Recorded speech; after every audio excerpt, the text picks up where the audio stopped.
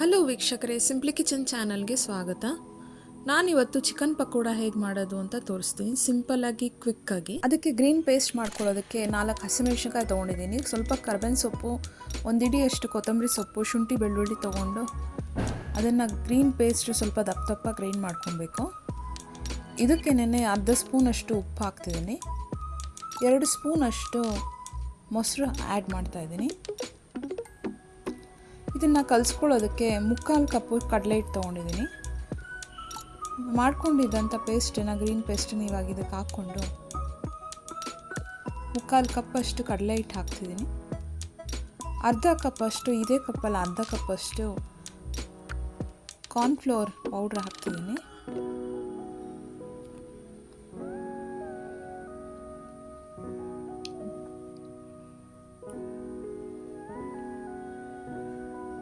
ಒಂದು ಎಗ್ಗನ್ನು ಹಾಕ್ತಿದ್ದೀನಿ. ಇವಾಗ ನೀಟಾಗಿ ಚಿಕನ್ಗೆ ಮಿಕ್ಸ್ ಆಗೋ ಥರ ನೀಟಾಗಿ ಮಿಕ್ಸ್ ಮಾಡ್ಕೊಬೇಕು. ನಾವು ಚಿಕನ್ಗೆ ಇದು ಹಾಕಿರೋ ಮಸಾಲಾನ ಎಷ್ಟು ನೆನೆಯಕ್ಕೆ ಬಿಡ್ತೀವೋ ಅಷ್ಟು ಟೇಸ್ಟಿಯಾಗಿರುತ್ತೆ. ನಾನೊಂದು 15 ಮಿನಿಟ್ಸ್ ಇಟ್ಟಿದ್ದೀನಿ ಚಿಕನ್ ನೆನೆಯೋದಕ್ಕೆ ಕಲಸಿ. ಇವಾಗ 15 ಮಿನಿಟ್ಸ್ ಆದಮೇಲೆ ಡೀಪ್ ಫ್ರೈ ಮಾಡ್ಕೊಬೇಕು. ಅದಕ್ಕೆ ಎಣ್ಣೆ ಬಿಸಿ ಆಗೋಕ್ಕೆ ಇಟ್ಟಿದ್ದೀನಿ. ಎಣ್ಣೆ ಚೆನ್ನಾಗಿ ಬಿಸಿ ಆದಮೇಲೆ ಮೀಡಿಯಮ್ ಫ್ಲೇಮ್ ಮಾಡಿಕೊಂಡು ನಾವು ಮಿಕ್ಸ್ ಮಾಡ್ಕೊಂಡು ಇಟ್ಕೊಂಡು ಚಿಕನ್ನ ಇವಾಗ ಒಂದೊಂದೇ ಹಾಕಬೇಕು.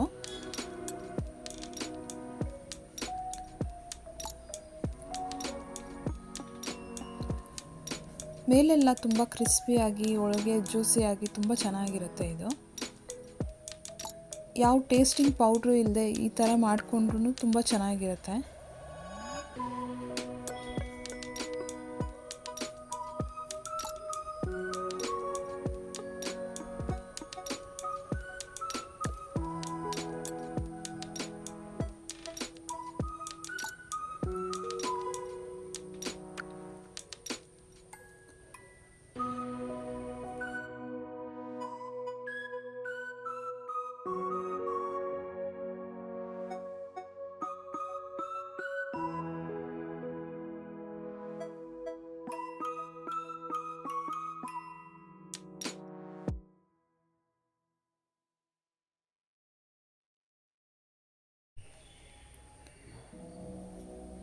ಕಲರ್ ಚೇಂಜ್ ಆಗ್ತಿದ್ದಾಗೆ ಇನ್ನೊಂದು ಸೈಡನ್ನು ತಿರುಗಿಸ್ಕೊಂಡು ಫ್ರೈ ಮಾಡ್ಕೊಬೇಕು.